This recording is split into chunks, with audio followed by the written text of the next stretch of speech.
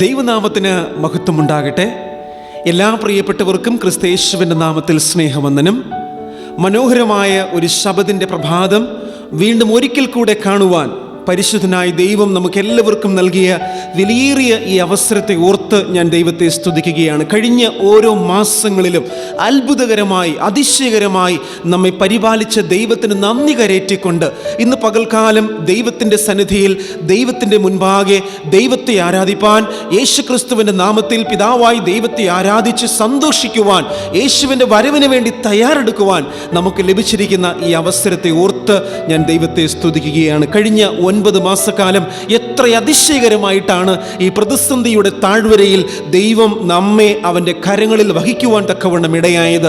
ആ ദൈവത്തെ ഓർത്തുകൊണ്ട് നന്ദിയുള്ളവരായി, ദൈവത്തിൻ്റെ സന്നിധിയിൽ സ്നേഹവും സമർപ്പണവുമുള്ളവരായി ഈ ശബദുകളിൽ നിലനിൽക്കുവാൻ തക്കവണ്ണം നമ്മെ ഓരോരുത്തരെയും പരിശുദ്ധനായ കർത്താവ് സഹായിക്കുമാറാകട്ടെ. മനോഹരമായ ഈ ശബദാരാധന ശുശ്രൂഷകളിലേക്ക്, വചനധ്യാനത്തിലേക്ക് എല്ലാ പ്രിയപ്പെട്ടവരും ഞാൻ ഹാർദവമായിട്ട് സ്വാഗതം ചെയ്യുകയാണ്. ഏവരും വേദപുസ്തകം എടുത്ത് പരിശോധിക്കുവാൻ, ബെരോവയിലെ വിശ്വാസികളെ പോലെ അതിപ്രകാരം തന്നെയോ എന്ന് പരിശോധിച്ചുകൊണ്ട് മഹത്വകരമായ ഒരു വിഷയത്തിലൂടെ സഞ്ചരിക്കുവാൻ ഇന്ന് പകൽക്കാലം നമുക്കേവർക്കും പ്രാർത്ഥനയോടെ നമ്മുടെ ഹൃദയങ്ങളെ ദൈവത്തിൻ്റെ സന്നിധിയിൽ ഏകാഗ്രമാക്കാം. ഒരു നിമിഷം പ്രാർത്ഥിച്ചുകൊണ്ട് ഇന്നത്തെ വചനധ്യാനത്തിലേക്ക് എല്ലാ പ്രിയപ്പെട്ടവരെയും ഞാൻ ഹാർദവമായിട്ട് സ്വാഗതം ചെയ്യുകയാണ്. പരിശുദ്ധാത്മാവിനെ നമ്മുടെ വചനധ്യാന ചിന്തയിലേക്ക് സ്വാഗതം ചെയ്യാം. ദൈവത്തിൻ്റെ സാന്നിധ്യത്തെ നമുക്ക് ഏവർക്കും സ്വാഗതം ചെയ്യാം. എല്ലാ നന്മകളും നമുക്ക് നൽകുവാൻ തക്കവണ്ണം പരിശുദ്ധനായ ദൈവത്തോട് നമുക്ക് അപേക്ഷിക്കാം. മഹാപരിശുദ്ധനും വിശ്വസ്തനുമായ ഞങ്ങളുടെ ദൈവമേ, സ്വർഗീയ പിതാവേ, മനോഹരമായ ഈ വിശുദ്ധ ദിവസം ദൈവത്തിൻ്റെ തിരുവെഴുത്തുകളെ ധ്യാനിക്കുവാൻ ലഭിച്ചിരിക്കുന്ന അവസരത്തെ ഓർത്ത് ഞങ്ങളങ്ങേ സ്തുതിക്കുന്ന കർത്താവേ, അനേകർക്ക് ലഭിക്കാത്ത ഈ അസുലഭമായ അവസരത്തെ, ഭാഗ്യത്തെ ഓർത്ത് ഞങ്ങളങ്ങേ സ്തുതിക്കുന്നു. ഈ അവസരം കർത്താവിൻ്റെ സന്നിധിയിൽ വിനിയോഗിക്കുവാൻ അവിടുന്ന് ഞങ്ങളെ സഹായിച്ചിരിക്കാൻ ഞങ്ങളങ്ങേ സ്തുതിക്കുന്നു കർത്താവേ. ഈ വചനം അങ്ങയുടേത്, ഇത് സംസാരിക്കുന്ന ദാസൻ അവിടുത്തേത്, ഇത് കേൾക്കുന്ന പ്രിയപ്പെട്ട മക്കളും അവിടുത്തേത്. അവിടുത്തെ അത്ഭുതകരമായ കൃപയിൽ അവിടുത്തെ ശുശ്രൂഷയിലായിരിക്കാൻ, വചനത്തെ ധ്യാനിക്കുവാൻ, അതിൻ്റെ ആഴങ്ങളെ മനസ്സിലാക്കുവാൻ ഇന്ന് പകൽക്കാലം ഞങ്ങളെ അവിടുന്ന് സഹായിക്കുമാറാകണമേ എന്ന് ഞങ്ങൾ പ്രാർത്ഥിക്കുന്നു കർത്താവേ. പ്രാർത്ഥന കേട്ടിരിക്കൽ സ്തോത്രം. യേശു ക്രിസ്തുവിൻ്റെ നാമത്തിൽ പ്രാർത്ഥിക്കുമ്പോൾ സ്വർഗീയ പിതാവേ, പ്രാർത്ഥന കേൾക്കുമാറാകണമേ. ആമേൻ, ആമേൻ. എല്ലാ പ്രിയപ്പെട്ടവരെയും, പ്രത്യേകിച്ച് ഈ യൂട്യൂബ് ചാനലിലൂടെ ഈ ആരാധനാ ശുശ്രൂഷകൾ കാണുവാൻ തക്കവണ്ണം ദൈവം ഇടവരുത്തിയ എല്ലാ പ്രിയപ്പെട്ടവരെയും ഒരിക്കൽ കൂടെ ഞാൻ സ്നേഹവന്ദനം ചെയ്യുന്നു.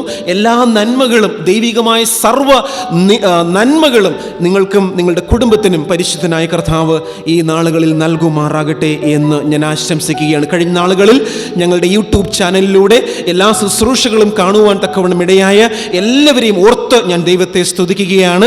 ഈ ശുശ്രൂഷകളെ സഹായിക്കുവാനും ഈ ശുശ്രൂഷകളെ പ്രോത്സാഹിപ്പിക്കുവാനും ദയവായി ഇനിയും ഞങ്ങളുടെ ചാനൽ സബ്സ്ക്രൈബ് ചെയ്യുവാൻ തക്കവണ്ണം ഇടയായിട്ടില്ലെങ്കിൽ ദയവായി ആ പ്രവൃത്തിയെ ചെയ്യുവാൻ തക്കവണ്ണം ഞാൻ ഈ സമയത്ത് ഓർമ്മിപ്പിക്കുകയാണ്.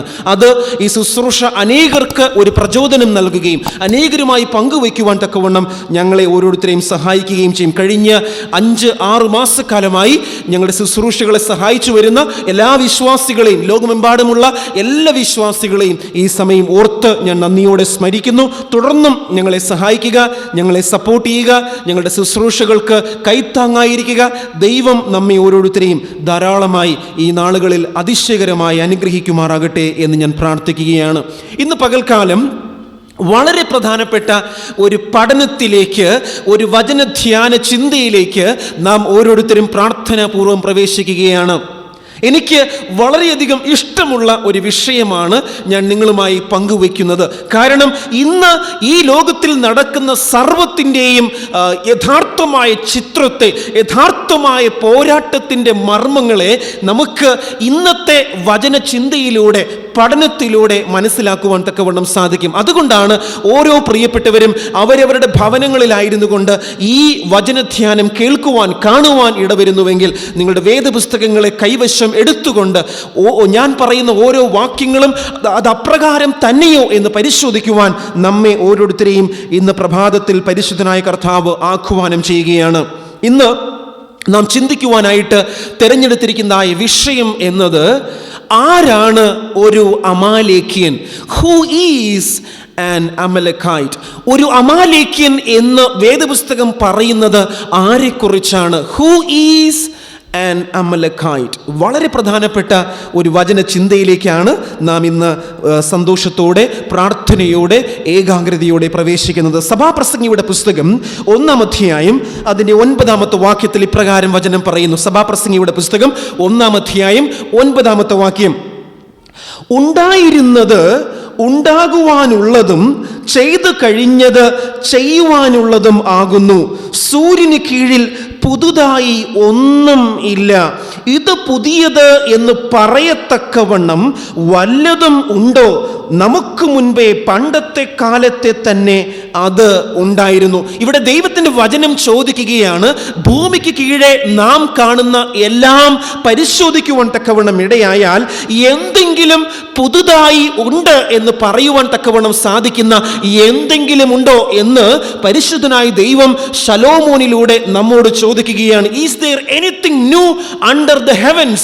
എന്തെങ്കിലും ഇന്ന് ഭൂമിയിൽ കാണുന്ന ഓരോ കാര്യങ്ങളെയും വിശകലനം ചെയ്യുവാൻ തക്കവണ്ണം ഇടയായാൽ പുതിയത് എന്ന് പറയുവാൻ സാധിക്കുന്ന എന്തെങ്കിലും ഉണ്ടോ എന്ന് പരിശുദ്ധനായ കർത്താവ് ചോദിക്കുകയാണ്. ഉണ്ടായിരുന്നതൊക്കെ, അല്ലെങ്കിൽ ഉണ്ടായിരുന്നത് ഉണ്ടാകുവാനുള്ളതും ചെയ്ത് കഴിഞ്ഞത് ചെയ്യുവാനുള്ളതും ആകുന്നു. സൂര്യന് കീഴിൽ പുതുതായി യാതൊന്നുമില്ല, ഒന്നും പുതുതായിട്ടില്ല എന്ന് പരിശുദ്ധനായ കർത്താവ് നമ്മെ ഉദ്ബോധിപ്പിക്കുകയാണ്. എന്താണ് ഈ ചിന്തയുടെ യഥാർത്ഥമായ അർത്ഥം എന്ന് നാം പതിയെ പതിയെ പടിപടിയായി സഞ്ചരിക്കുവാൻ തക്കവണ്ണം നമ്മെ തന്നെ സമർപ്പിക്കുകയാണ്. വീണ്ടും 3-ാം അധ്യായം, സഭാപ്രസംഗിയുടെ പുസ്തകം 3-ാം അധ്യായം അതിൻ്റെ 14-15 വാക്യങ്ങൾ ഇപ്രകാരം നമ്മോട് പറയുന്നു. സഭാപ്രസംഗിയുടെ പുസ്തകം 3-ാം അധ്യായം അതിന്റെ 14-15 വാക്യം: ദൈവം പ്രവർത്തിക്കുന്നതൊക്കെയും ശാശ്വതം എന്ന് ഞാൻ അറിയുന്നു. അതിനോട് ഒന്നും കൂട്ടുവാനും അതിൽ നിന്നും ഒന്നും കുറപ്പാനും കഴിയുന്നതല്ല. മനുഷ്യർ തന്നെ ഭയപ്പെടേണ്ടതിന് ദൈവം അത് ചെയ്തിരിക്കുന്നു. ഇപ്പോഴുള്ളത് പണ്ടുണ്ടായിരുന്നു, ഉണ്ടാകുവാനുള്ളതും മുൻപുണ്ടായിരുന്നത് തന്നെ. കഴിഞ്ഞു പോയതിനെ ദൈവം വീണ്ടും അന്വേഷിക്കുന്നു. ഇവിടെ സഭാപ്രസംഗി വീണ്ടും ആവർത്തിക്കുകയാണ്, there is nothing under the heaven which is new. ഇന്ന് നടക്കുന്നതൊക്കെയും പഴയത് തന്നെയാണ്.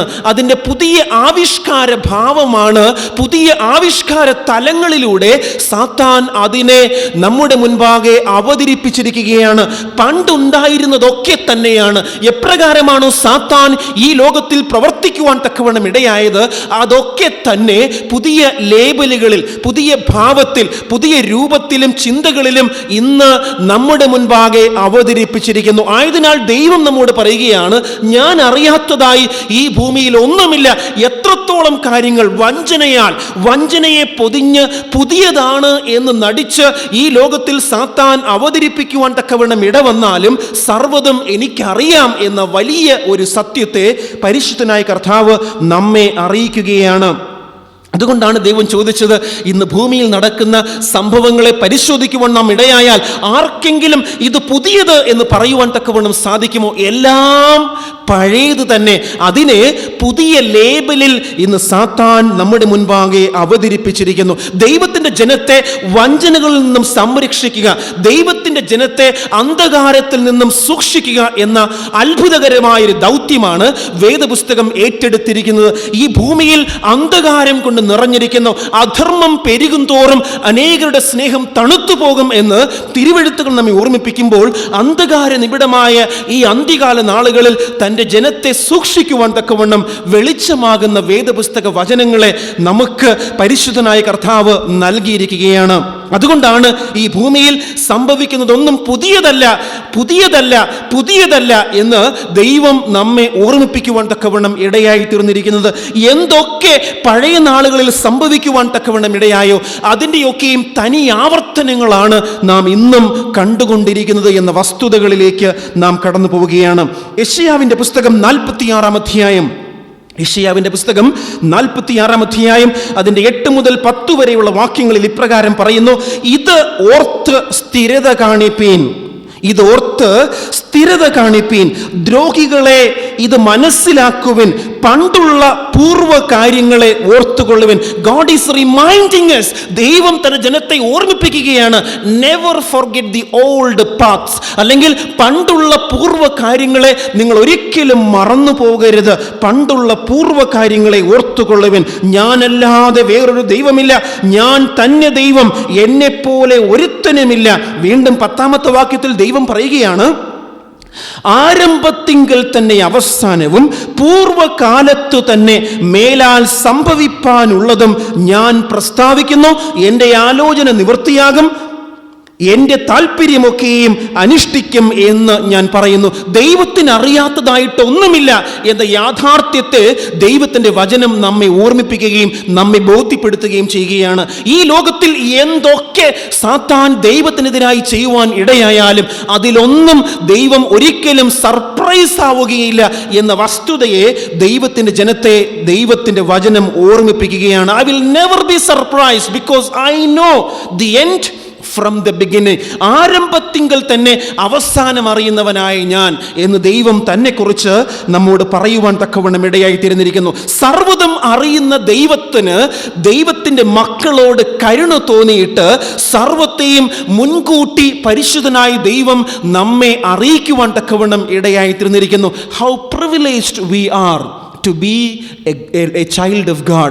ദൈവത്തിൻ്റെ ഒരു മകനാവുക, ദൈവത്തിൻ്റെ ഒരു വ്യക്തിയാവുക, ദൈവത്തിൻ്റെ പുത്രീപുത്രന്മാരാവുക എന്നതിൽ കവിഞ്ഞ് ഒരു ഭാഗ്യം ഈ ലോകത്തിൽ എന്തുണ്ട് പ്രിയപ്പെട്ടവരെ? ഈ ലോകത്തിൽ എനിക്കൊരു പക്ഷേ വലിയവനാകുവാൻ സാധിക്കാം, അല്ലെങ്കിൽ ഈ ലോകത്തിൻ്റെ പ്രഭുക്കന്മാരായി എണ്ണപ്പെടുവാൻ എനിക്കും നിങ്ങൾക്കും കഴിഞ്ഞേക്കാം. എന്നാൽ ദൈവത്തിൻ്റെ മക്കളായി, ദൈവത്തിൻ്റെ പ്രതിപുരുഷന്മാരായി, ദൈവത്തിൻ്റെ ദാസീദാസന്മാരായി അറിയപ്പെടുവാൻ നമുക്ക് ലഭിക്കുന്ന അവസരം അതെത്ര ഭാഗ്യകരമായ ഒന്നാണ് പ്രിയപ്പെട്ടവരെ.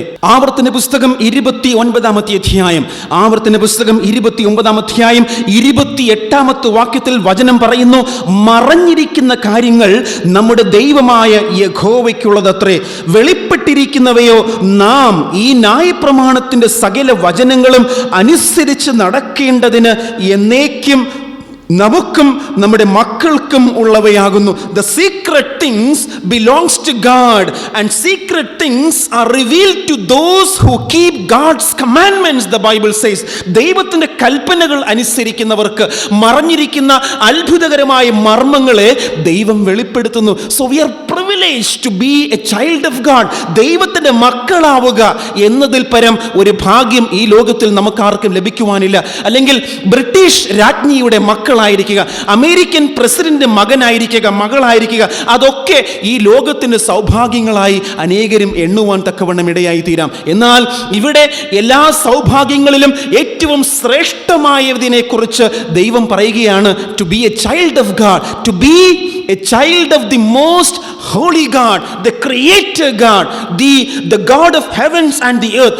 That is the most privileged people who are living in this world. ഈ ലോകത്തിൽ ജീവിക്കുന്ന മറ്റെല്ലാവരെക്കാളും ശ്രേഷ്ഠതയുള്ളവരാണ് ദൈവത്തിൻ്റെ ജനമായിരിക്കുവാൻ, ദൈവത്തിൻ്റെ ശേഷിപ്പായിരിക്കുവാൻ തക്കവണ്ണം വിളിക്കപ്പെട്ടിരിക്കുന്നത്. അപ്രകാരം സർവ്വതും ആരംഭത്തിങ്കൽ തന്നെ അവസാനം അറിയുന്നവനായ ദൈവം, സർവ്വ രഹസ്യങ്ങളും അറിയുന്നവനായ ദൈവം ദാനിയേൽ പ്രവാചകന്, മീശായേലിനും അസറിയാവിനും ഹനന്യാവിനും ആ രഹസ്യങ്ങളെ വെളിപ്പെടുത്തുവാൻ തക്കവണ്ണം ഇടയായ ദൈവം, ദൈവകൽപ്പനയെ അനുസരിക്കുന്ന ദൈവത്തിൻ്റെ മക്കൾക്ക് സർവ്വ മർമ്മങ്ങളും മറയില്ലാതെ വെളിപ്പെടുത്തുന്നവനായ ദൈവം നമ്മെ അവൻ്റെ മർമ്മങ്ങളെ വെളിപ്പെടുത്തുവാൻ തക്കവണ്ണം തിരഞ്ഞെടുത്തിരിക്കുകയാണ്. അതുകൊണ്ടാണ് ഞാൻ നിങ്ങളോട് ആമുഖമായി പറയുവാൻ തക്കവണ്ണം ഇടയായത്, there is something God was hiding in the word of God just for the sake of his only own people. തൻ്റെ ജനത്തിനു വേണ്ടി ദൈവം സർവ്വത്തെയും ദൈവത്തിൻ്റെ വചനത്തിൽ മറച്ചു വെച്ചിരിക്കുന്നു. എന്തിനു വേണ്ടി? അത് നമുക്ക് വെളിപ്പെടുത്തുവാനും ദൈവത്തിൻ്റെ വചനത്തെ സംരക്ഷിക്കുവാനും വേണ്ടി. അതുകൊണ്ടാണ് ഇന്ന് പകൽക്കാലം വളരെ പ്രധാനപ്പെട്ട ഒരു വിഷയത്തിലൂടെ സഞ്ചരിക്കുവാൻ പ്രാർത്ഥനാപൂർവം നാം ഓരോരുത്തരും പ്രവേശിക്കുന്നത്. Who is an Amalekite? ആരാണ് ഒരു അമാലേക്യൻ? അമാലേക്കരെ കുറിച്ച് ധാരാളം കാര്യങ്ങൾ വേദപുസ്തകം നമ്മോട് പറയുന്നു. അമാലേക്കരെ കുറിച്ച് നാം വചനത്തിലൂടെ പഠിക്കുവാൻ തക്കവണ്ണം ഇടയായാൽ ഒരു പോരാട്ടത്തിലൂടെ യേശുക്രിസ്തുവും സാത്താനും സഞ്ചരിക്കുന്നതും ആ പോരാട്ടത്തിൻ്റെ അത്യങ്ക ശൃംഗത്തിൽ നാം എത്തിച്ചേരുവാൻ തക്കവണ്ണം ഇടയായിരിക്കുന്നതും നമുക്ക് വേദപുസ്തക ചരിത്രത്തിലൂടെ മനസ്സിലാക്കുവാൻ തക്കവണ്ണം സാധിക്കുകയാണ്. ആയതിനാൽ നാം ഒരുമിച്ച് ചിന്തിക്കുവാൻ പോവുകയാണ്, ഒരു അമാലേക്യൻ എന്ന് വേദപുസ്തകം പറയുന്നത് ആരെക്കുറിച്ചാണ്? പുറപ്പാട് പുസ്തകം 17-ാമത്തെ അധ്യായത്തിലേക്ക് നാം വേഗത്തിൽ കടന്നു പോവുകയാണ്. പുറപ്പാട് പുസ്തകം 17-ാം അധ്യായം അതിൻ്റെ 8-ാമത്തെ വാക്യത്തിൽ ദൈവത്തിൻ്റെ തിരുവെഴുത്തുകൾ ഇപ്രകാരം പറയുന്നു. പുറപ്പാട് പുസ്തകം 17-ാം അധ്യായം അതിന് 8-ാമത്തെ വാക്യം, രഫീദീമിൽ വെച്ച് അമാലേക്ക് വന്ന് ഇസ്രായേലിനോട് യുദ്ധം ചെയ്തു. ഇസ്രായേലിനോട് യുദ്ധം ചെയ്തു. ആരാണ് ഇസ്രായേലിനോട് യുദ്ധം ചെയ്യുന്നത്? അമാലേക്കുകൾ. The Amalekites came to battle against the people of Israelites.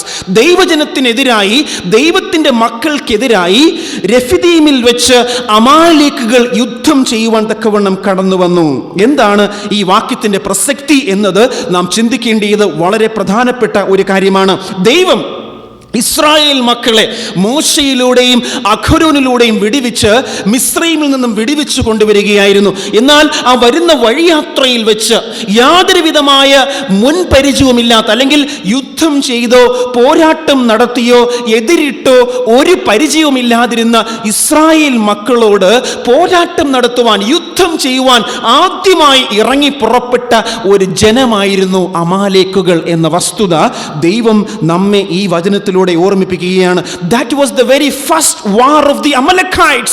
അവര് ആ Amalekites, the very first war of the Israelites with Amalekites, അമാലേക്കുകളുമായി ആദ്യത്തെ ഒരു യുദ്ധം ഒരു കാരണവുമില്ലാതെ വരുന്ന വഴിയാത്രയിൽ വെറും പാവങ്ങളായ, ഒരു യുദ്ധ മുൻപരിചയവുമില്ലാത്ത ഈ ദൈവത്തിൻ്റെ ജനത്തോട് യുദ്ധം ചെയ്യുവാൻ തക്കവണ്ണം അമാലേക്കുകൾ പുറപ്പെട്ടു വന്നു. അപ്പോൾ എന്താണ് സംഭവിച്ചത്? 9-ാമത്തെ വാക്യം, മോശ യോശുവയോട്, നീ ആളുകളെ തിരഞ്ഞെടുത്ത് പുറപ്പെട്ട് അമാലേക്കിനോട് യുദ്ധം ചെയ്യുക. നാളെ ഞാൻ കുന്നിൻ മുകളിൽ ദൈവത്തിൻ്റെ വടി കയ്യിൽ പിടിച്ചുകൊണ്ട് നിൽക്കും എന്ന് പറഞ്ഞു. അങ്ങനെ അമാലേക്കുകൾ ദൈവത്തിൻ്റെ ജനത്തോട് യുദ്ധം ചെയ്യുവാൻ വരുന്നു. മോശയുണ്ട്, യോശുവയുണ്ട്. അവസാനം മോശ മുഖാന്തിരം ദൈവം തൻ്റെ ജനത്തിന് ജയം കൊടുക്കുന്നു. മോശയുടെ കൈ ഉയർന്നിരിക്കുമ്പോൾ ഇസ്രായേൽ ജയിക്കുന്നു, കൈ താഴ്ന്നിരിക്കുമ്പോൾ അമാലേക്കുകൾ ജയിക്കുന്നു. അങ്ങനെ ആ യുദ്ധം സംഭവിക്കുന്നുവെന്ന് നമ്മെ തിരുവെഴുത്തുകൾ വ്യക്തമായി ഓർമ്മിപ്പിക്കുന്നു. എന്നാൽ ഇവിടെ 13-ാമത്തെ വാക്യത്തിൽ ഇവിടെ എന്താണ് സംഭവിച്ചത്?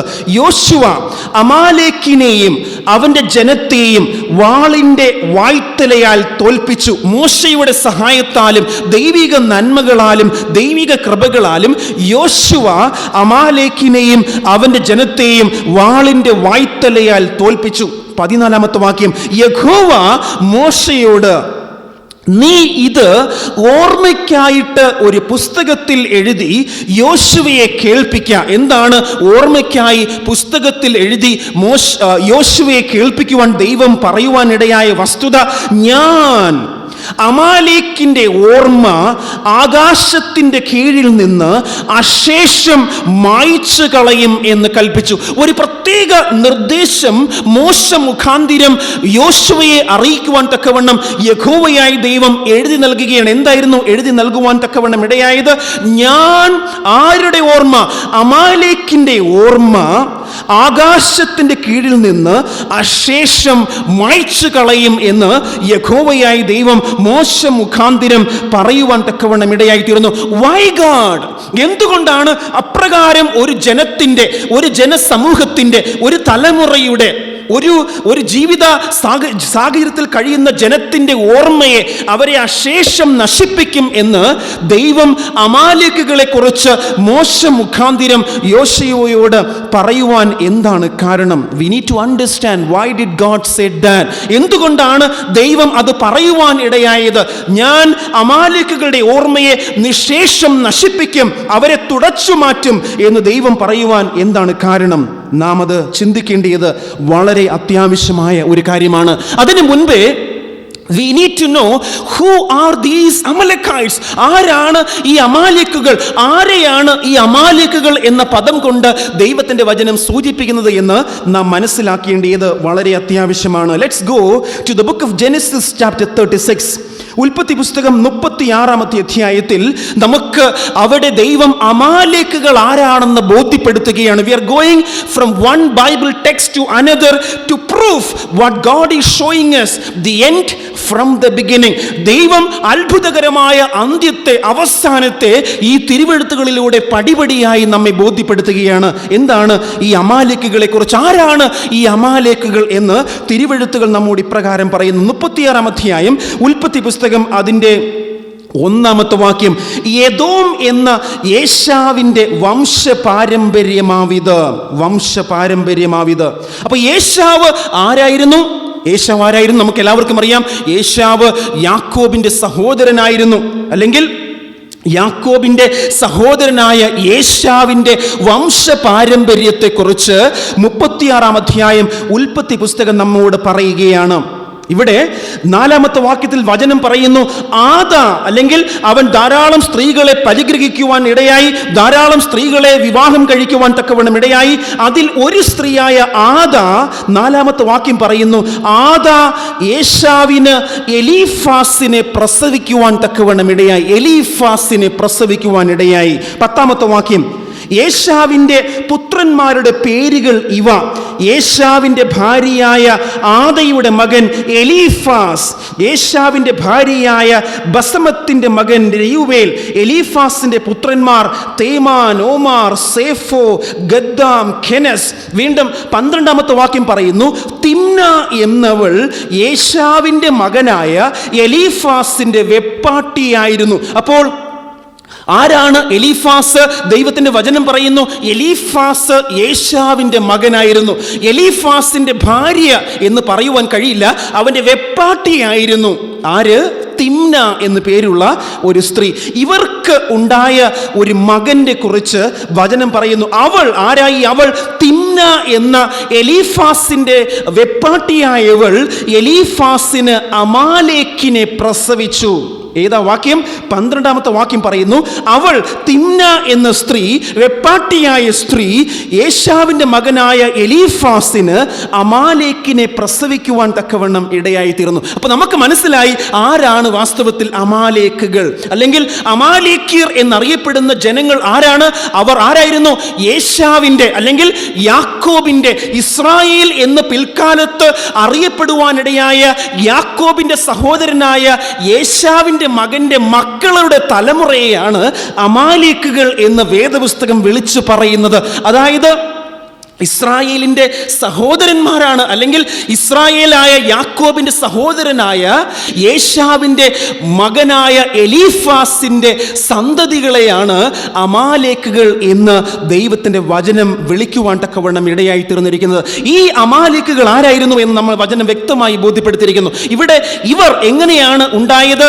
എലീഫാസിന് അവിഹിതമായ ബന്ധത്തിലൂടെ ഉണ്ടായ പുത്രനായിരുന്നു വാസ്തവത്തിൽ അമാലേക്കുകൾ, അല്ലെങ്കിൽ അവിഹിതമായ ബന്ധത്തിലൂടെ ഉണ്ടാകുവാൻ തക്കവണ്ണം ഇടയായ മക്കളായിരുന്നു അമാലേക്കുകൾ.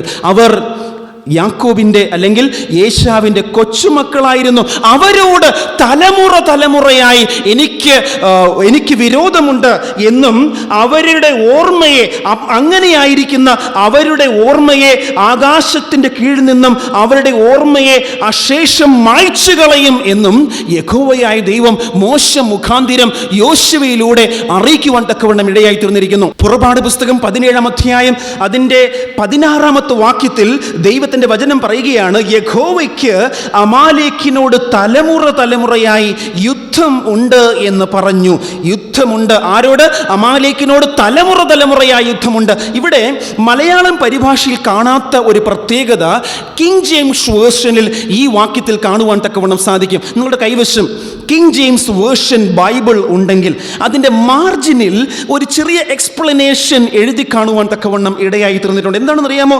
അവിടെ തലമുറയായി യഹോവയായ ദൈവത്തിന് അമാലേക്കിനോട് യുദ്ധമുണ്ട് എന്ന് പറഞ്ഞത് കൂടാതെ അതിൻ്റെ കാരണവും കൂടെ ആ മാർജിനിൽ, അല്ലെങ്കിൽ കിങ് ജെയിംസ് വേർഷൻ ബൈബിളിൻ്റെ മാർജിനിൽ രേഖപ്പെടുത്തിയിരിക്കുന്നത്. എന്താണ് ആ കാരണമായി എഴുതിയിരിക്കുന്നത്?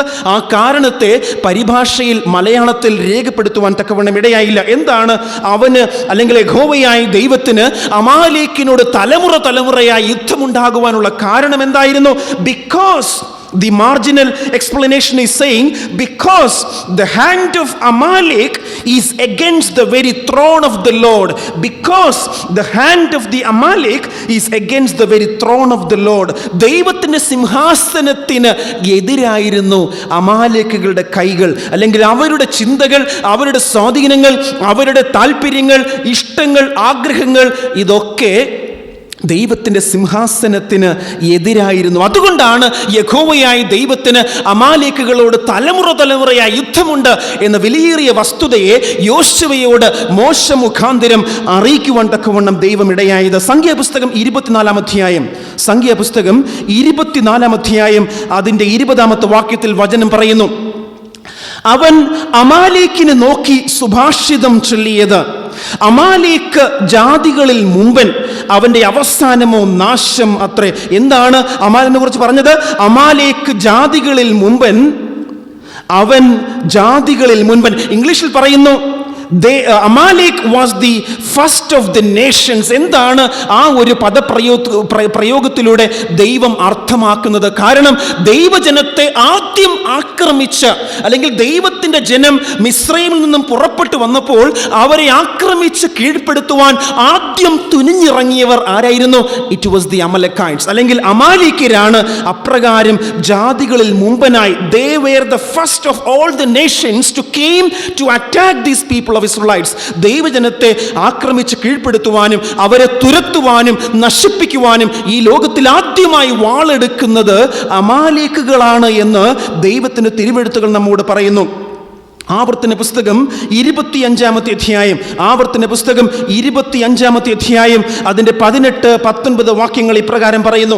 ആവർത്തന പുസ്തകം 25:18-19, നിങ്ങൾ മിസ്രൈമിൽ നിന്നും പുറപ്പെട്ടു വരുമ്പോൾ വഴിയിൽ വെച്ച് അമാലേക്ക് നിന്നോട് ചെയ്തത്, അവൻ ദൈവത്തെ ഭയപ്പെടാതെ വഴിയിൽ നിന്റെ നേരെ വന്ന് നീ ക്ഷീണിച്ചും തളർന്നും ഇരിക്കുമ്പോൾ നിന്റെ പിന്നണിയിലുള്ള ബലഹീന ഒക്കെയും സംഹരിച്ച കാര്യം തന്നെ ഓർത്തുകൊള്ളുക.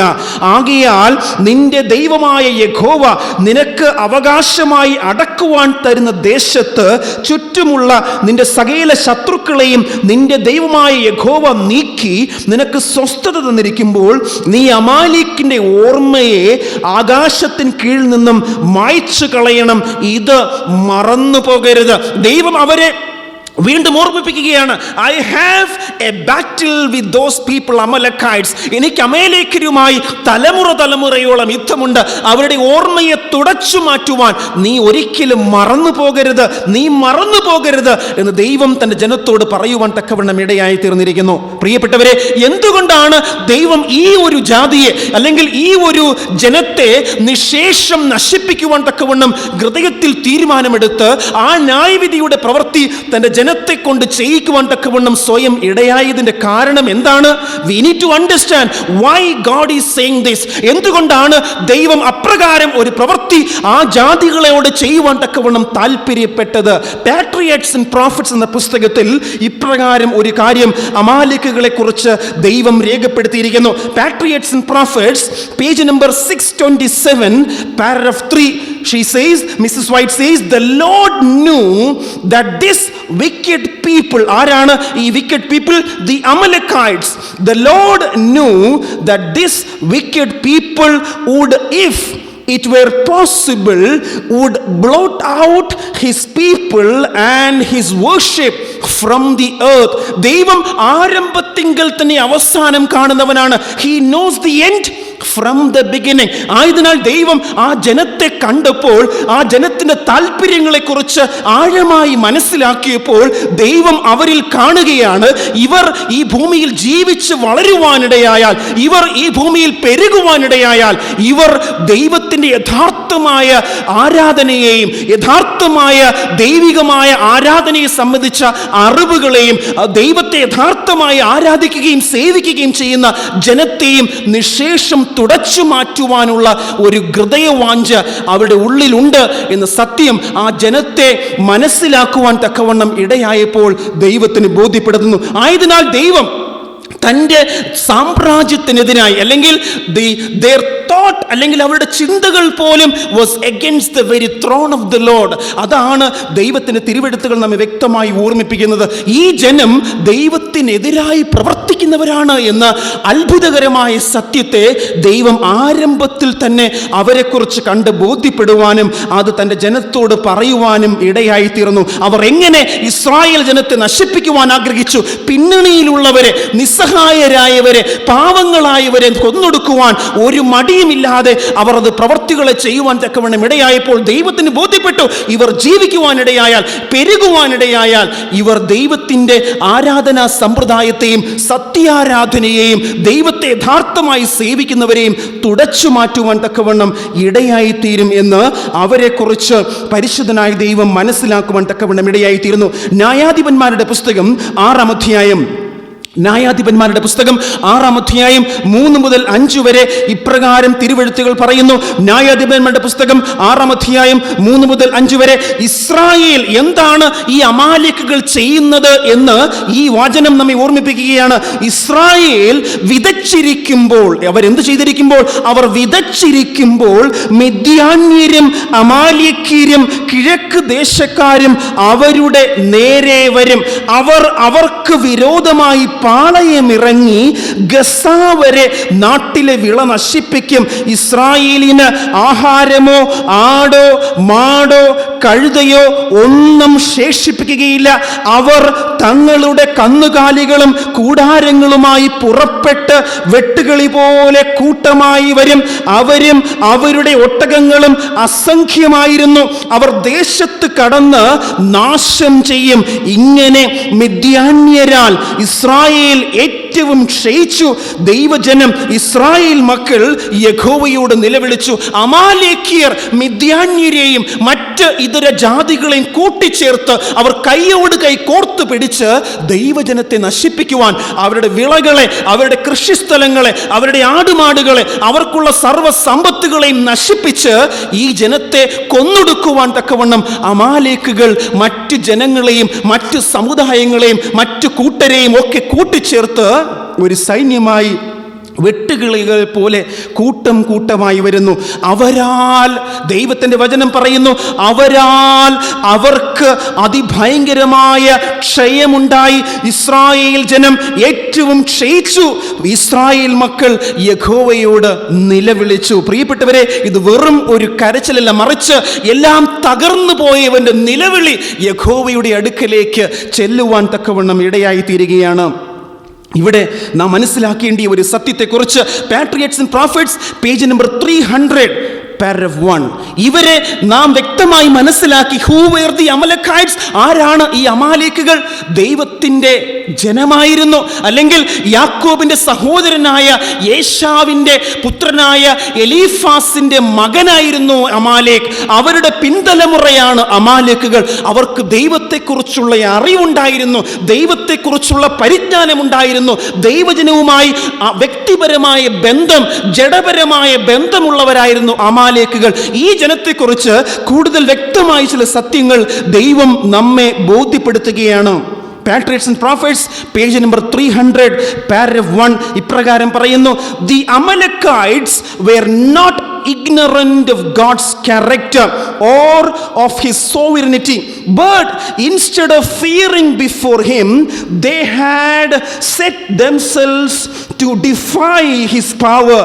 The wonders wrought by Moses before the Egyptians were made a subject of mockery by the people of Amalek, and the fears of surrounding nations were ridiculed.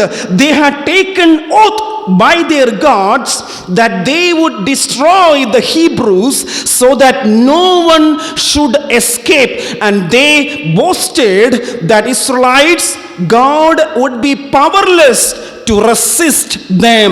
എത്ര വ്യക്തമായി വ്യക്തമായ ഭാഷയിലാണ് ദൈവത്തിന്റെ പരിശുദ്ധാത്മാവ് അമാലേക്കുകളുടെ ഉള്ളിലിരിപ്പ് നമ്മെ ബോധ്യപ്പെടുത്തുന്നത്. എന്തായിരുന്നു അവരുടെ ചിന്താഗതി?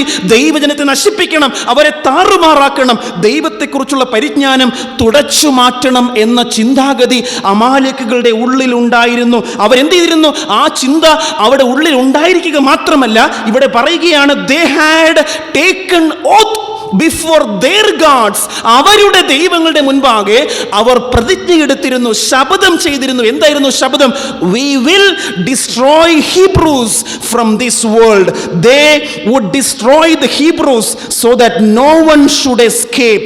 They boasted that their God is superior than the God of the Israelites. എത്ര മ്ലേച്ഛതയാണ്, അല്ലെങ്കിൽ എത്രമാത്രം ദൈവദൂഷണമാണ് ഈ അമാലേക്കുകൾ ഹൃദയത്തിൽ കൊണ്ടു നടക്കുവാൻ തക്കവണ്ണം ഇടയായി തീർന്നത്.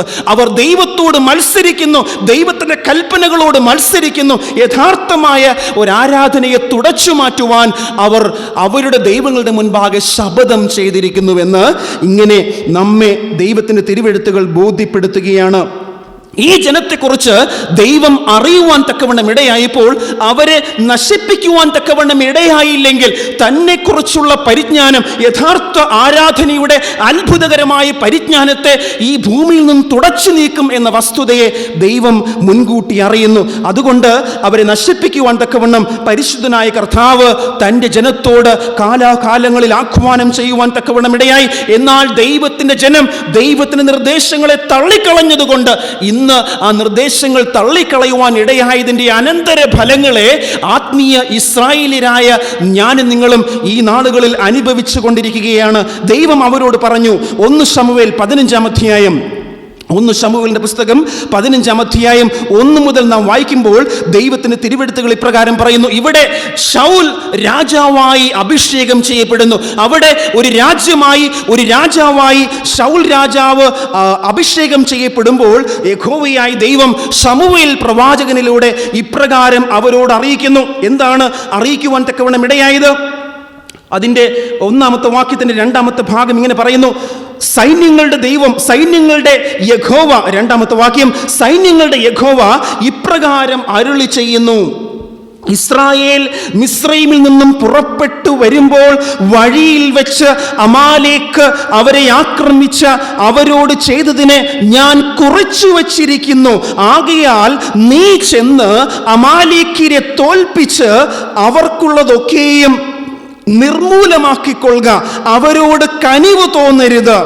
പുരുഷന്മാരെയും സ്ത്രീകളെയും കുട്ടികളെയും മുലകുടിക്കുന്നവരെയും കാള, ആട്, ഒട്ടകം, കഴുത എന്നിവയെയും സംഹരിച്ചു കളയുക. അവരോട് കരുണ തോന്നരുത്. അവരെ പൂർണ്ണമായും നിശേഷം തുടച്ചു മാറ്റുക എന്ന് ദൈവത്തിൻ്റെ വചനം, അല്ലെങ്കിൽ ദൈവത്തിൻ്റെ നിർദ്ദേശം അവരുടെ പ്രവാചകനിലൂടെ അവരെ അറിയിക്കുവാൻ തക്കവണ്ണം ഇടയായിത്തീർന്നു. ചിലർ ചോദിക്കും, എന്തിനാണ് ഒരു തലമുറയെ മുഴുവനും അവരെ ആടുകളെ, കാളകളെ, കുട്ടികളെ, മുല കുടിക്കുന്നവരെയൊക്കെ നശിപ്പിക്കുവാൻ ദൈവത്തിന് എങ്ങനെ പറയുവാൻ കഴിയും? എന്നാൽ ദൈവത്തിൻ്റെ തിരുവെഴുത്തുകൾ ഇപ്രകാരം ഒരു കാര്യം പറയുന്നു. യിരെമ്യാവിൻ്റെ പുസ്തകം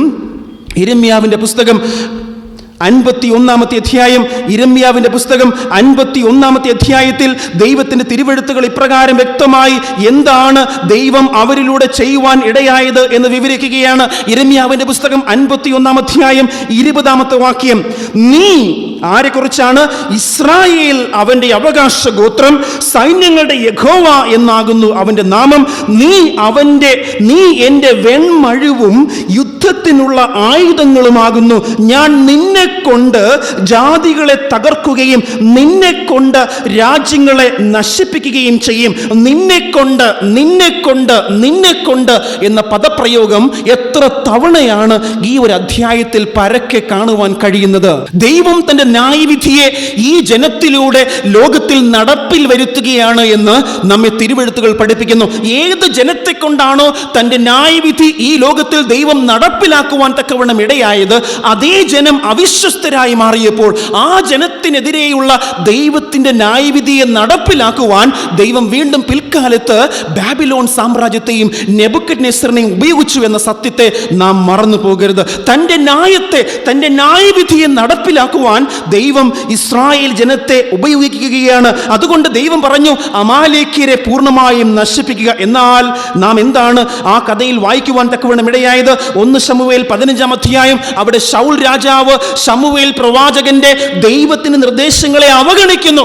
ആ നിർദ്ദേശങ്ങളെ അവഗണിച്ച് അവിടെ ആഹാഗ് രാജാവിനെയും അവരുടെ മേത്തരമായ ആടുമാടുകളെയും പലരെയും കൊല്ലാതെ വിട്ടേച്ച് മടങ്ങി വരുവാനും അവിടെ ദൈവത്തിന് ഞാൻ വലിയ കാര്യം ചെയ്തുവെന്ന് സ്വയം സമർത്ഥിക്കുവാനും ഇടയായിത്തീരുന്നു. എന്നാൽ ദൈവം പറഞ്ഞു, ശമൂവേൽ പ്രവാചകൻ പറഞ്ഞു, അല്ലയോ ശൗൽ രാജാവേ, നീ ദൈവത്തോട് പാപം ചെയ്തിരിക്കുന്നു. ദൈവത്തിന്റെ നിർദ്ദേശം നീ അവഗണിക്കുവാനിടയായതുകൊണ്ട് നീ ദൈവത്തിന്റെ കൽപ്പനയെ അവഗണിക്കുകയും തിരസ്കരിക്കുകയും ചെയ്ത് നീ പാപം ചെയ്തിരിക്കുന്നു എന്ന് പറയുവാൻ തക്കവണ്ണം ഇടയായിത്തീർന്നു. ഇവിടെ ശേഷമുള്ള അവൻ ദൈവത്തിന്റെ കൽപ്പനയെ അനുസരിക്കുവാൻ കൂട്ടാക്കാതെ പലരെയും ശേഷിപ്പിച്ചതുകൊണ്ട് ആഹാഗ് രാജാവിനെ പിടിച്ചുകൊണ്ടുവന്നു. അവനെ ശമൂവേൽ പ്രവാചകൻ കൊല്ലുവാൻ ശേഷം ഇടയായി. എങ്കിലും അവിടെ ദൈവത്തിന്റെ കൽപ്പന പൂർണ്ണമായും നിവർത്തിക്കപ്പെട്ടില്ല എന്ന വസ്തുതയെ ഈ തിരുവെഴുത്തുകൾ നമ്മെ ഓർമ്മിപ്പിക്കുകയാണ്. ഇവിടെ എന്താണ് സംഭവിച്ചത്? അവിടെ പൂർണ്ണമായും നശിപ്പിക്കപ്പെടാത്ത അമാലേക്യ തലമുറ പിന്നീട് വീണ്ടും കാണുവാൻ തക്കവണ്ണം ഇടയാകുന്നു. എസ്തറിന്റെ പുസ്തകം 3-ാം അധ്യായം. എസ്തറിന്റെ പുസ്തകം 3-ാം അധ്യായത്തിൽ വീണ്ടും നമുക്ക് തിരുവെഴുത്തുകളിലൂടെ സഞ്ചരിക്കുമ്പോൾ കാണുവാൻ തക്കവണ്ണം സാധിക്കുന്നത്, എസ്തേർ രാജ്ഞി പേർഷ്യൻ സാമ്രാജ്യത്തിൽ ഇരിക്കുന്നതായ സമയത്ത് ദൈവത്തിന്റെ ജനത്തിനെതിരായി ഒരു പ്രത്യേകമായ കുറ്റാരോപണവും അല്ലെങ്കിൽ ഒരു പ്രത്യേകമായ പീഡനവും ഉണ്ടാകുവാൻ തക്കവണ്ണം ഇടയായിത്തീരുന്നു. എസ്തറിന്റെ പുസ്തകം 3-ാം അധ്യായം 1 മുതൽ 2 വരെ. അനന്തരം അഹശ്വേരോശ് രാജാവ് ആഹാഗ്യനായ ഹെമദാദയുടെ മകൻ ഹാമാന് കയറ്റവും ഉന്നത പദവിയും കൊടുത്തു. അവന്റെ ഇരിപ്പിടം തന്നോടുകൂടെ ഇരിക്കുന്ന സകല പ്രഭുക്കന്മാരുടെയും ഇരിപ്പിടങ്ങൾക്ക് മേലായി വെച്ചു. ആരായിരുന്നു ഹാമാൻ? ഹാമാനെ കുറിച്ച് വചനം പറയുന്നു, അവൻ ആരായിരുന്നു? ആഹാഗ്യനായിരുന്നു. ആരാണ് ആഹാഗ്യൻ? അവിടെ ശൗൽ പിടിച്ചുകൊണ്ടുവന്ന രാജാവിന്റെ പേര് ആഹാഗ് എന്നായിരുന്നു. ആ ആഹാഗ് രാജാവിന്റെ പിൻതലമുറക്കാരനായിരുന്നു ഹാമാൻ എന്ന് ദൈവത്തിന്റെ തിരുവെഴുത്തുകൾ പറയുന്നു. ആരായിരുന്നു ആഹാഗ് രാജാവ്? അദ്ദേഹം ഒരു അമാലേക്യനായിരുന്നു. ആ അമാലേക്യ തലമുറയുടെ പിൽക്കാലത്തെ വംശം അല്ലെങ്കിൽ പിൽക്കാലത്തെ പുതിയ തലമുറയുടെ ഭാഗമായിരുന്നു ഹാമാൻ. ആ ഹാമാൻ എന്തുണ്ടായിരുന്നു? ദൈവജനത്തോട്, ദൈവത്തിന്റെ കൽപ്പനകളോട് കാലങ്ങളായി തലമുറയായി അവർക്കും യുദ്ധമുണ്ട്. അവർ അവരുടെ ദൈവങ്ങൾക്ക് മുൻപാകെ ശപഥം ചെയ്തിരിക്കുന്നു. എന്താണ് അവരുടെ ശപഥം? ഞങ്ങൾ ഇസ്രായേൽ ജനത്തെ നിശേഷം തുടച്ചു മാറ്റും, യഥാർത്ഥമായ ആരാധനയെ നിശേഷം തുടച്ചു മാറ്റും എന്ന് അവർ ശപഥം ചെയ്തിരുന്നു എന്ന് നമ്മെ തിരുവെഴുത്തുകൾ വ്യക്തമായി ഓർമ്മിപ്പിക്കുന്നു. പ്രിയപ്പെട്ടവരെ, ആ ഒരു കൽപ്പന ഹാമാൻ എഴുന്നേറ്റ് വന്ന് വ്യാജമായി രാജാവിനെ കൊണ്ട് കൽപ്പന പുറപ്പെടുവിച്ച് മുഴുവൻ യഹൂദന്മാരെയും നശിപ്പിക്കുവാൻ തക്കവണ്ണം എസ്തറിന്റെ പുസ്തകത്തിൽ ഒരു കൽപ്പന പുറപ്പെടുവിക്കുമ്പോൾ നമ്മെ ദൈവം ബോധ്യപ്പെടുത്തുകയാണ് ഹാമാനിലൂടെ ആരാണ് പ്രവർത്തിക്കുന്നത്. അമാലേക്കുകളിലൂടെ ഈ ലോകത്തിൽ ആരുടെ ഇഷ്ടമാണ് ഈ അമാലേക്കുകൾ നിവർത്തിക്കുന്നത് എന്ന് നമ്മെ ദൈവത്തിന്റെ വചനം വ്യക്തമായി ഓർമ്മിപ്പിക്കുകയാണ്. പ്രോഫിറ്റ്സ് ആൻഡ് കിങ്സ് എന്ന പുസ്തകത്തിൽ മിസ്സസ് വൈറ്റ് ഇപ്രകാരം എഴുതുവാൻ തക്കവണ്ണം ഇടയായി. Prophets and kings, page number 600, paragraph 3 ഇപ്രകാരം പറയുവാൻ തക്കവണ്ണം ഇടയായി. Satan himself was the hidden instigator of the scheme. He was trying to get rid of the earth of those who preserved the very knowledge of the true God. ആരായിരുന്നു ആ കൽപ്പനയുടെ പിറകിൽ പ്രവർത്തിച്ചത്? Haman പ്രവർത്തിച്ചുവെങ്കിലും അവന്റെ പിന്നിലുള്ള ശക്തി സാത്താനായിരുന്നു. അവനാണ് അതിന് പിന്നിൽ പ്രവർത്തിച്ചവൻ. അവൻ ദൈവജനത്തെ പൂർണ്ണമായും തുടച്ചു മാറ്റുവാൻ, ദൈവത്തെക്കുറിച്ചുള്ള പരിജ്ഞാനം പൂർണ്ണമായും തുടച്ചു മാറ്റുവാൻ തക്കവണ്ണം ഒരു തന്ത്രം ഹാമാനിലൂടെയും അമാലേക്കുകളിലൂടെയും ഈ ലോകത്തിൽ നടപ്പിലാക്കി എന്ന സത്യത്തെ, നടപ്പിലാക്കുവാൻ ശ്രമിച്ചു എന്ന സത്യത്തെ ദൈവം ഈ വചനങ്ങളിലൂടെ നമ്മെ ഓർമ്മിപ്പിക്കുകയാണ്. എസ്തറിന്റെ പുസ്തകം 7-ാം അധ്യായം 10-ാമത്തെ വാക്യത്തിൽ അതൊക്കെ അവർ ചെയ്യുവാൻ തക്കവണ്ണം ഇടയായിട്ടും ദൈവം അതിശയകരമായി എസ്തറിനെയും മൊർദെഖായിയെയും യഹൂദന്മാരെ മുഴുവനെയും രക്ഷിക്കുവാൻ തക്കവണ്ണം ഇടയാവുകയും മൊർദെഖായിക്ക് വേണ്ടി ഒരുക്കുവാനിടയായ ആ കഴുമരത്തിൽ ഹാമാൻ സ്വയം വധിക്കപ്പെടുവാൻ, കൊല്ലപ്പെടുവാൻ തക്കവണ്ണം രാജകൽപ്പന മുഖാന്തിരം ഇടവരികയും ചെയ്തു. എസ്തറിന്റെ പുസ്തകം 7-ാം അധ്യായം 10-ാമത്തെ വാക്യത്തിൽ അവർ ഹാമാനെ രാജകൽപ്പന അനുസരിച്ച് അവൻ മൊർദെഖായിക്ക് വേണ്ടി നാട്ടിയിരുന്ന കഴുമരത്തിന്മേൽ തന്നെ തൂക്കിക്കളഞ്ഞു. അങ്ങനെ രാജാവിൻ്റെ ക്രോധം ശമിക്കുവാൻ തക്കവണ്ണം ഇടയായി തീർന്നു. എന്നാൽ അവിടെ അത് അവസാനിക്കുന്നില്ല, അവിടെ അത് പൂർണ്ണമാകുന്നില്ല. എന്താണ് അവിടെ പൂർണ്ണമാകാത്തതായ വസ്തുത? അവിടെ ഹാമാനെ തൂക്കിലേറ്റിയെങ്കിലും ഹാമാന്റെ വംശപാരമ്പര്യം, അവന്റെ സുഹൃത്തുക്കൾ, അവന്റെ കുടുംബത്തിലെ മറ്റുള്ളവർ, അവന്റെ അതേ ചിന്താഗതി ഉണ്ടായിരുന്ന അമാലേക്കുകൾ, അവരാരും പൂർണ്ണമായും ആ നാളിൽ നശിപ്പിക്കപ്പെട്ടില്ല. അവരൊക്കെ എന്ത് ചെയ്തു? ദൈവത്തിൻ്റെ വചനമാകുന്ന ചരിത്രം നമ്മെ ഓർമ്മിപ്പിക്കുന്നത്, ഹാമാൻ കൊല്ലപ്പെട്ടപ്പോൾ പേടിച്ചരണ്ട ശേഷമുണ്ടായിരുന്ന അവൻ്റെ കുടുംബത്തിലെ മറ്റുള്ളവരും അവൻ്റെ സഹോദരങ്ങളും അവൻ്റെ മറ്റ് സമുദായ അംഗങ്ങളും മറ്റുള്ള എല്ലാ അമാലേക്യരും അവരോടിപ്പോയി ഒരു മലയുടെ അടിവാരത്തിൽ താവളമടിക്കുവാൻ തക്കവണ്ണം ഇടയായി. ജീവരക്ഷാർത്ഥം പ്രാണനെ ഭയന്ന് അവർ ഓടിപ്പോയി താവളമടിക്കുവാൻ തക്കവണ്ണം ഇടയായത് എവിടെയായിരുന്നു? ദൈവത്തിൻ്റെ വചനം അവർ ഇടയായി തീർന്നത് എവിടെയായിരുന്നുവെന്ന് വ്യക്തമായി നമ്മോട് പറയുന്നു. വെളിപ്പാടിൻ്റെ പ്രവചനം 2-ാമത്തെ അധ്യായം, വെളിപ്പാടിൻ്റെ പ്രവചനം 2-ാം അധ്യായം അതിൻ്റെ 12 മുതലുള്ളതായ വേദഭാഗങ്ങൾ പെർഗമോസ് എന്ന സഭയെക്കുറിച്ച് നമ്മെ ബോധ്യപ്പെടുത്തുകയാണ്. പെർഗമോസ് എന്ന സഭ, ഒന്നാമത്തെ സഭ എഫെസോസ് സഭയായിരുന്നു, 2-ാമത്തെ സഭ സ്മിർണയിലെ സഭയായിരുന്നു. ഈ 2 സഭകളെ നാം പരിശോധിച്ചാൽ they were very faithful to God, they were sincerely following God. ദൈവത്തെ ആത്മാർത്ഥമായി അനുവർത്തിക്കുന്ന ജനമായിരുന്നു എഫെസോസിലെയും സ്മിർണയിലെയും ജനങ്ങൾ. എന്നാൽ പെർഗമോസിലെ സഭയുടെ കാലമെത്തിയപ്പോൾ അവർ ആരായി മാറി? അവർ സാത്താന്റെ അനുയായികളായി മാറി. നിങ്ങൾക്കറിയാമോ പ്രിയപ്പെട്ടവരെ, ഹാമാന്റെ പിൻതലമുറക്കാർ അല്ലെങ്കിൽ ഹാമാൻ വധിക്കപ്പെട്ടപ്പോൾ അത് കണ്ട് പേടിച്ച അനവധി അമാലേക്കുകൾ ഉള്ളിൽ അധികമായ വെറുപ്പോടെ, ഉള്ളിൽ വലിയൊരു വിദ്വേഷത്തോടെ, പകയോടെ അവരെല്ലാവരും അവർക്കുള്ളതൊക്കെയും എടുത്തുകൊണ്ട് ഓടിപ്പോയി താവളം അടിച്ചത് പെർഗമോസ് എന്ന മലയുടെ താഴ്വാരത്തിലായിരുന്നു. ചരിത്രമാണ് നമ്മെ വ്യക്തമായി ഈ നാളിൽ ബോധ്യപ്പെടുത്തുന്നത്. അവരോടിപ്പോയി പെർഗമോസ് എന്ന മലയുടെ അടിവാരത്തിൽ താവളമടിക്കുവാൻ തക്കവണ്ണം ഇടയായി തീർന്നു. ദൈവത്തിൻ്റെ വചനം പറയുകയാണ് പെർഗമോസ് എന്ന സഭയെക്കുറിച്ച്. എന്താണ് പറയുന്നത്? നീ എവിടെ പാർക്കുന്നു എന്നും അത് സാത്താൻ്റെ സിംഹാസനം ഉള്ള ഇടം എന്നും ഞാൻ അറിയുന്നു. സാത്താൻ പാർക്കുന്ന ഒരിടമായി പെർഗമോസ് എന്ന സ്ഥലത്തെ ദൈവത്തിൻ്റെ തിരുവെഴുത്തുകൾ രേഖപ്പെടുത്തിയിരിക്കുന്നു. സർവ്വവിധമായ വേദപുസ്തക വഞ്ചനകളും സർവ്വവിധമായ വേദപുസ്തക തിരുത്തലുകളും ഒക്കെ കടന്നുകൂടുന്നത് പെർഗമോസ് സഭയുടെ കാലത്താണ് എന്ന സത്യത്തെ വെളിപ്പാടിൻ്റെ പ്രവചനം നമ്മെ വ്യക്തമായി ഓർമ്മിപ്പിക്കുകയാണ്. Now I want to share some of the historical evidences.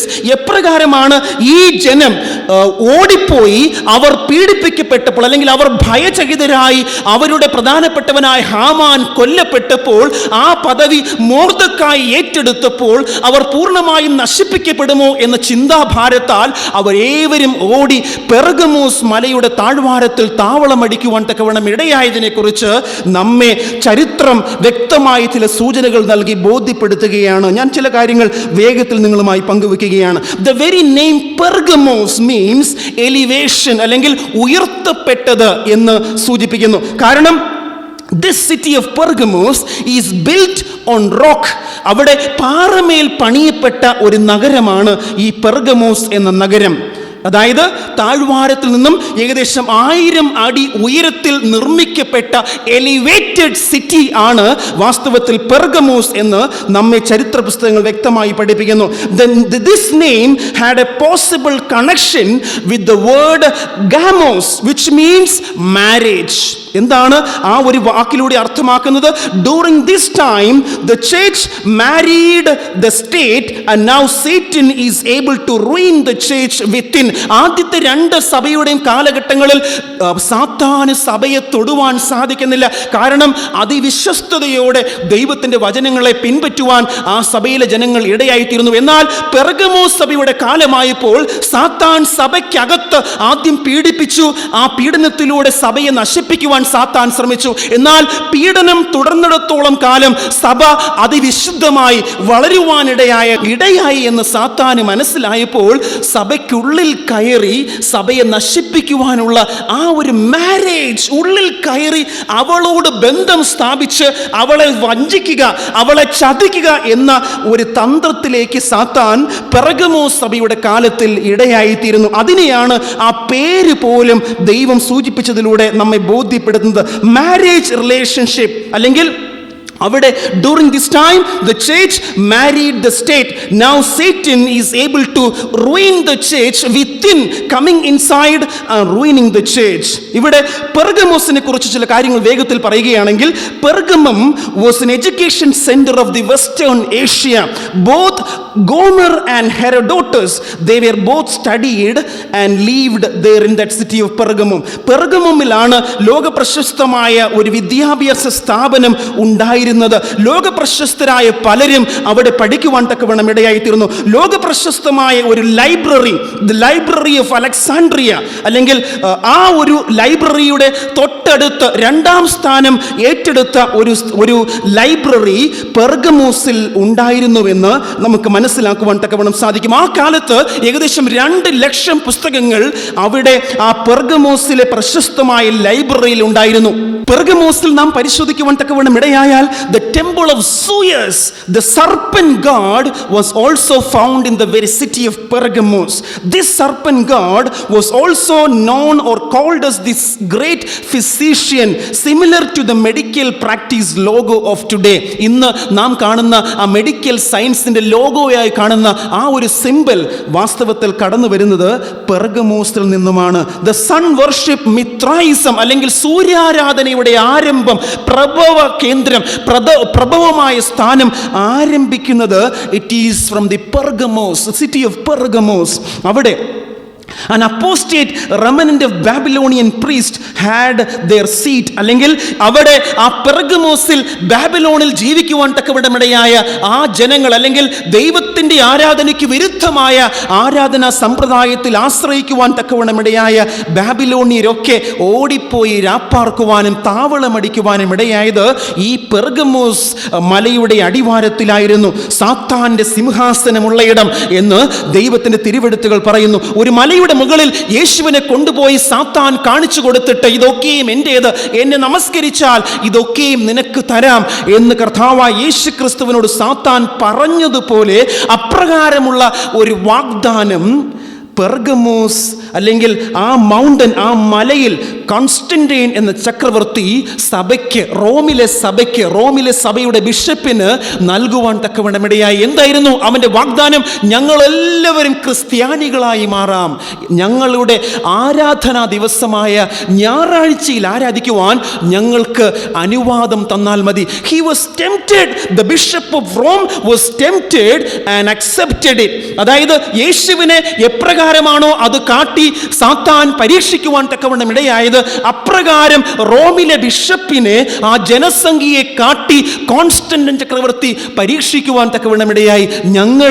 ഞങ്ങളെല്ലാവരും ഈ സഭയിലേക്ക് കടന്നു വരാം, ഞങ്ങളുടെ ആരാധനാ ദിവസമായി ഞായറാഴ്ചയിൽ ആരാധിക്കുവാൻ അനുവാദം നൽകിയാൽ മതി. അങ്ങനെ അവർ രണ്ടുപേരും കൈകൊടുക്കുവാനും the bishop of Rome became the very wise regent of Satan. അവിടെ ഒരു ഭരണാധികാരിയായി, ഒരു സഹഭരണാധികാരിയായി, സാത്താന്റെ അനുയായിയായി റോമിലെ ബിഷപ്പ് സാത്താന് കൈകൊടുക്കുവാൻ തക്കവണ്ണം അവിടെ ഇടയായിത്തീർന്നു.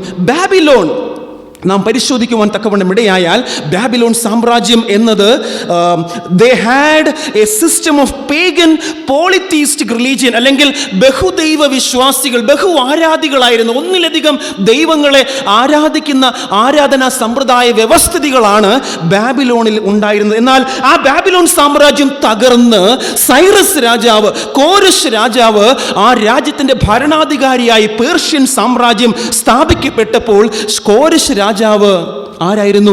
He was A Zoroastrian. അദ്ദേഹം ഒരു ഏക ദൈവ വിശ്വാസിയായിരുന്നു. അദ്ദേഹം മറ്റു മതങ്ങളെ ഒന്നും സഹിച്ചിരുന്നില്ല. ആ മതങ്ങളെയൊക്കെ ആട്ടിപ്പായിക്കുവാൻ തക്കവണ്ണം സൈറസ് രാജാവ്, കോരശ് രാജാവ് ഇടയായിത്തീർന്നു. ബാബിലോണിൽ ഉണ്ടായിരുന്ന എല്ലാ ആഭിചാരകന്മാരും സകല മന്ത്രവാദികളും ഇവരൊക്കെ ആ രാജ്യം വിട്ട് ഓടിപ്പോകേണ്ടിയ ഗതികേട് കോരശ് രാജാവ് നിമിത്തം അവർക്ക് വന്നു ചേരുവാൻ തക്കവണ്ണം ഇടയായിത്തീർന്നു. അങ്ങനെ എന്താണ് സംഭവിച്ചത്? The ancient seat of Satan's counterfeit religious system of religion, the supreme pontiff of the Chaldean mysteries, now shifted his routine of priest. They have fled from the city of Babylon and they made their residence in the city of Pergamos. അവിടെ പെർഗമോസിൽ അവർ ഒരുമിച്ച് താവളമടിക്കുവാൻ, അല്ലെങ്കിൽ ഈ ചിന്താഗതികൾ, ദൈവത്തിന്റെ കൽപ്പനകൾക്കെതിരായി ചിന്താഗതികൾ വച്ചു പുലർത്തിയവരൊക്കെ ഓടിപ്പോയി താവളമടിക്കുന്നത് ചരിത്രപരമായി പരിശോധിച്ചാൽ പെർഗമോസ് മലയുടെ അടിവാരത്തിലായിരുന്നു.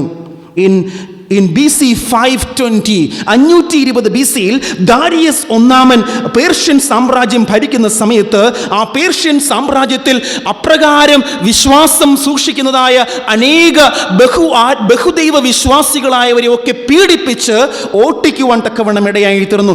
They went and settled in the city of Pergamos, the history says. In 482 BC, when King Artaxerxes ഒന്നാമൻ രാജ്യം ഭരിക്കുന്ന സമയത്ത് വീണ്ടും അതേ ഒരു പീഡനം അവിടെ സംഭവിക്കുകയും അനവധിയായ ആഭിചാരകന്മാർ, മന്ത്രവാദികൾ, ബാബിലോണിയൻ പോളിതീസ്റ്റിക് ആറ്റിറ്റ്യൂഡുള്ള അനേകായിരങ്ങൾ വീണ്ടും ഒരിക്കൽ കൂടെ അവർ വീണ്ടും പെർഗമോസിൽ പോയി താവളമടിക്കുവാൻ തക്കവണ്ണം ഇടയായി തീർന്നു. In 67 BC, പോംപായ് അല്ലെങ്കിൽ റോമൻ അധികാരിയായ പോംപേ, അദ്ദേഹവും അപ്രകാരം അദ്ദേഹത്തിന്റെ സാമ്രാജ്യത്തിൽ, ആ റോമൻ സാമ്രാജ്യത്തിൽ മിത്രായിസം, സൂര്യാരാധന അവരുടെ ഒരു സെൻട്രൽ യഥാർത്ഥ ആരാധനാ സമ്പ്രദായമായി പരിഗണിക്കുവാനും അത് അവിടെ it became the official religion of the Roman Empire.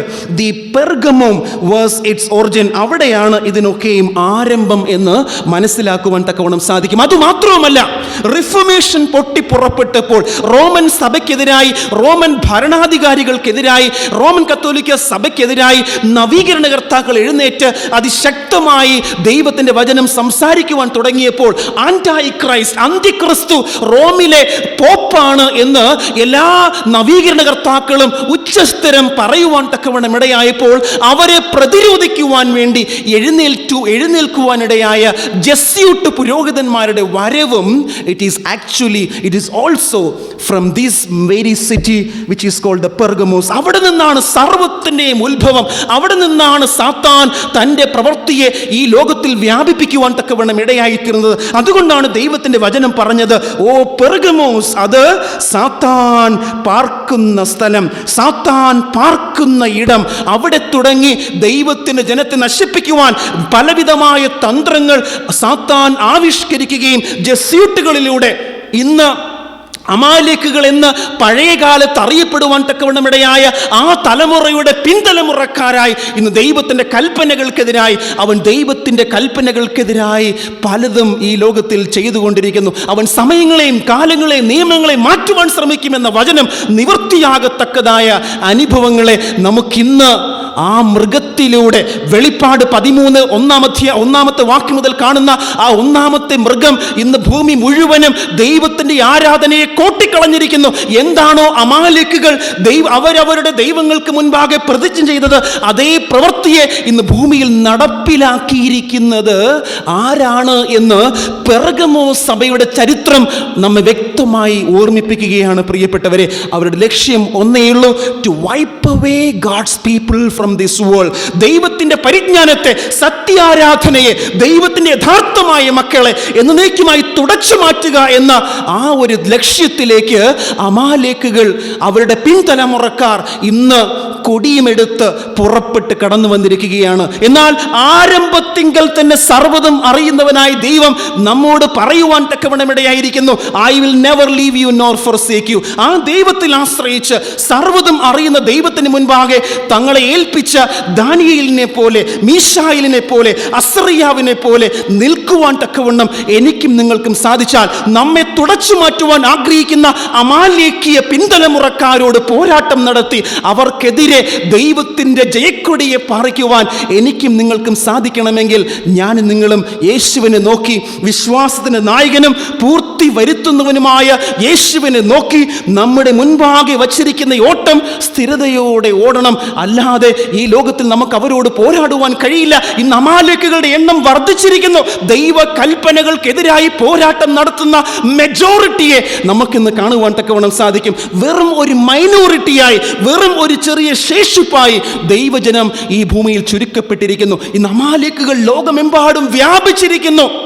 ആ അമാലേക്കുകളോട് പോരാട്ടം നടത്തുവാൻ ചെറിയ ശേഷിപ്പായി നമുക്ക് സാധിക്കേണ്ടതിന് കർത്താവിൽ പ്രിയമുള്ളവരെ, let us look unto Jesus, the author and the finisher of our faith. If not, we will never overcome. നാം ഓരോരുത്തരും ജയിക്കേണ്ടതിന്, ജയിക്കുന്നവന് എൻ്റെ പിതാവിനോട് കൂടെ അവൻ്റെ സിംഹാസനത്തിൽ ഇരിപ്പാൻ വരം നൽകുമെന്ന് കർത്താവായ യേശു ക്രിസ്തു വെറുതെ പറഞ്ഞതല്ല.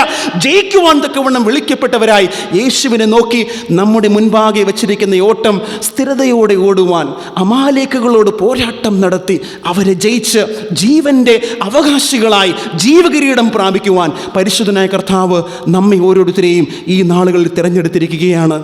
ആ കിരീടം പ്രാപിക്കുവാൻ എനിക്കും നിങ്ങൾക്കും ഈ നാളിൽ സാധിക്കുമോ? ദൈവത്തിന് മുൻപാകെ അവൻ്റെ കരങ്ങളെ പിടിച്ച് എനിക്കും നിങ്ങൾക്കും ഈ നാളുകളിൽ ജീവിക്കുവാൻ തക്കവണ്ണം സാധിച്ചാൽ ജയിക്കുന്നവന് ഞാൻ മറഞ്ഞിരിക്കുന്ന മന്ന കൊടുക്കും. ജയിക്കുന്നവരായി തീരുവാൻ കർത്താവായ ദൈവം നമ്മെ ഓരോരുത്തരെയും സഹായിക്കുമാറാകട്ടെ. ആമേൻ.